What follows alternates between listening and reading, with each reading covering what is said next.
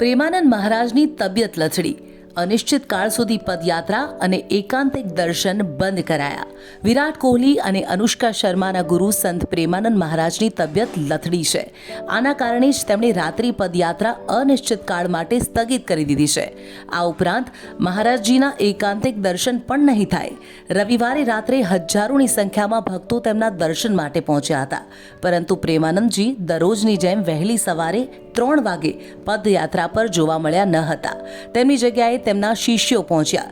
શિષ્યોએ loud સ્પીકરથી જાહેરાત કરીને કહ્યું કે આપ સૌને વિનંતી છે કે પ્રેમાનંદ મહારાજનું સ્વાસ્થ્ય સારું ન હોવાના કારણે આજથી પદયાત્રા રદ કરવામાં આવી રહી છે. કૃપા કરીને ઊભા રહીને ભીડ ન કરો. અને આ પછી ભક્તોને મહારાજજીના દર્શન કર્યા વિના જ નિરાશ થઈને પાછા ફરવું પડ્યું હતું. પ્રેમાનંદ મહારાજને 21 વર્ષથી કિડનીની સમસ્યા છે. હાલ તો ભક્તો તેમના સારા સ્વાસ્થ્યની કામના કરી રહ્યા છે.